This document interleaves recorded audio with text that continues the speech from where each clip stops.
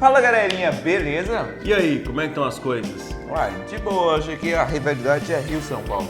Mas os times são amigos, né? Fala a verdade, né? Sim, sempre mas... que o Vasco sempre tomou ferro com o Palmeiras, né? Às vezes não, já teve viradas históricas aí. Mas vamos parar de falar de futebol, vamos falar do que interessa, né? Vamos pra química? Vamos! Então chama a vinheta.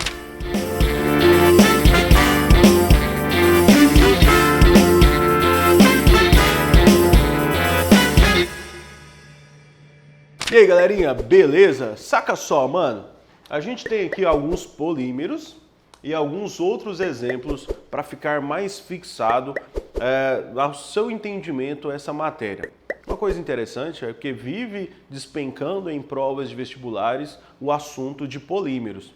E aqui a gente traz um caso praticamente especial para você entender como ocorre, como acontece. Olha que legal. Nós temos os elastômeros, né? Que são outros exemplos de polímeros. Se você analisar todas as cadeias, tanto a borracha natural quanto a Abuna, né? Que é a borracha sintética, ou a Abuna S, a gente vai olhar certinho que a reação ela ocorre de uma maneira. É praticamente a mesma coisa, só que muda o princípio dos reagentes. E a gente vai ver que vai formar outros produtos diferentes.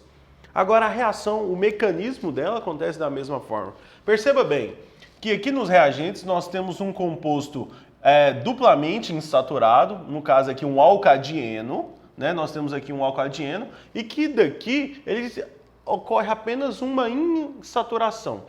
Ele apresenta uma insaturação na cadeia final. O que acontece de sair de duas insaturações para uma? Perceba comigo aqui ó, na Abuna. Duas insaturações e aqui ele tem uma insaturação. E aqui ele tem duas insaturações e aqui ele tem uma insaturação. O que acontece que vai gerar esse princípio, esse componente, esse mecanismo de reação? Perceba comigo o seguinte, quando há o rompimento de uma ligação dupla, de uma ligação pi, os elétronzinhos eles ficam aqui, entre esses componentes. Né? Então tem um elétronzinho do C, tem outro elétronzinho desse outro carbono, tem um elétronzinho desse carbono e tem um elétronzinho desse carbono. O negócio é que o elétronzinho desse carbono com o elétronzinho desse carbono, eles preferem fazer uma ligação aqui. E essa ligação, ela ocorre para fornecer estabilização do produto. Enquanto os outros elétronzinhos desse carbono e desse outro carbono, eles vão para as extremidades. E essas extremidades é o que vão formar ligações sigmas, onde vai formar a cadeia polimérica, onde o polímero vai começar a ser formado e acontece justamente a repetição. Então essa dupla é formada no meio por estabilização desse componente. Agora o tio Soneca vai falar um pouquinho mais sobre a diferença entre esses polímeros. Então galera, esses elastômeros, eles têm esse nome justamente porque eles têm características elásticas, né? As borrachas que nós temos aí, elas são derivadas de elastômeros, borracha natural, borracha sintética, aquela borracha que é retirada da árvore, né? Daquele látex que a gente obtém. Bom, essas borrachas aqui, ó, você pode ver que então houve uma reação de adição, ele é um polímero de adição porque não houve retirada de uma molécula pequena para a formação dele.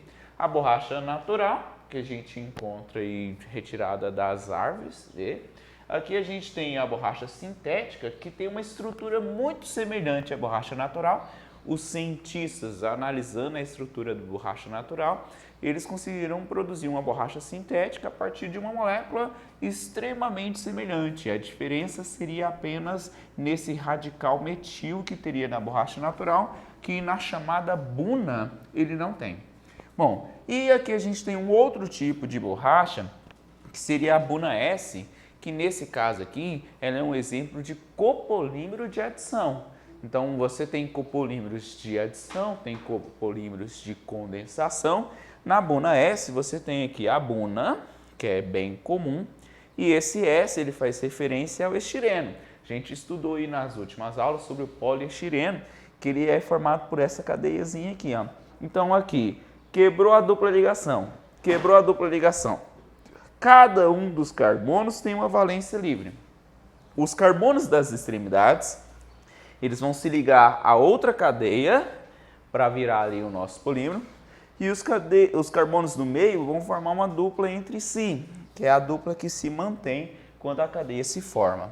Aqui, ele só tem essa dupla nessa cadeia, que é o nosso estireno, então ele fica sem insaturação aqui, ó. Essa parte da cadeia, as insaturações dela somem, a não ser no anel aromático que tem as insaturações que você já sabe. Então você tem aqui a formação da nossa Buna S, que é uma borracha bastante utilizada. Galera, a borracha em si, ela naturalmente, ela tem uma facilidade em perder massa. A gente fala que ela esfarela com facilidade, né? Você consegue retirar massa dela com facilidade, a dureza dela é bem baixa.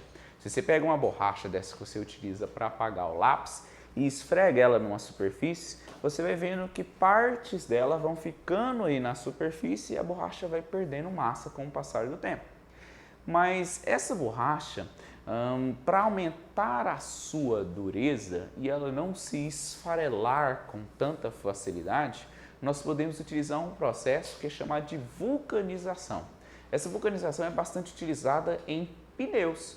O pneu que é feito de borracha, a gente não quer que ele se desgaste tão rapidamente, a gente quer que ele dure um tempo maior. Então nós fazemos um processo chamado vulcanização.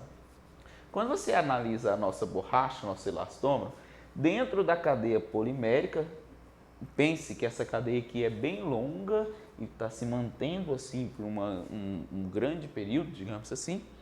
E aí você tem outra cadeia aqui embaixo. Entre essas duas cadeias, existe uma interação entre as duas cadeias que é chamada de interação dipolo induzido, já que ela é uma cadeia apolar. Esse dipolo induzido, como nós estudamos lá nas propriedades físicas dos compostos, elas são interações bem frágeis. Então, para você separar uma cadeia polimérica da outra, seria simples, fácil, não precisaria de tanta força assim. Então aqui você consegue desgastar a borracha com muita facilidade devido aos dipolos induzidos. Para aumentar a resistência da borracha, nós fazemos o processo de vulcanização, que é a adição de enxofre. O enxofre ele quebra as duplas ligações que existem na cadeia e entra aqui o enxofre de um lado e o enxofre do outro, formando o que é chamado de pontes de disulfeto. Então aqui você tem a cadeia, entre as cadeias, entre uma cadeia e a outra, ao invés de dipolos induzidos, você tem pontes de disulfeto, que são ligações covalentes, né? Essas pontes de disulfeto, formadas por ligações covalentes, são bem mais intensas, bem mais fortes do que os dipolos induzidos. Isso vai aumentar a dureza e a resistência ao atrito do nosso material. Então, quanto mais enxofre você adiciona na borracha, mais dura e mais resistente essa borracha fica. Isso aumenta a resistência, porém diminui o atrito da borracha com o solo. Quanto mais a borracha se espalha no solo, quanto mais ela adere no solo, mais atrito ela tem, então o pneu fica ali com uma aderência melhor. Então a gente não pode adicionar muito enxofre, porque senão vai perder demais a aderência. Mas também se deixar sem enxofre, o pneu se desgasta muito fácil. Então a gente pode ter um pneu macio, um pneu duro, dependendo da quantidade de enxofre que for adicionado nele. Entenderam, galera? Então, galerinha, para encerrar esse vídeo, tudo isso que o tio Soneca falou é muito fácil de você ver, por exemplo, na Fórmula 1, que sempre tem uma estratégia de pneu duro, pneu mole, né? Pneus super macio e tudo mais. Os pneus mais macios são aqueles que têm mais atrito, então o carro anda mais rápido. E os pneus duros, mais duros, são aqueles que têm uma maior durabilidade. Isso mesmo. É isso aí, galera. Um abração. Tamo junto. Até mais. Vamos dar uma licencinha aqui para ele tirar um print.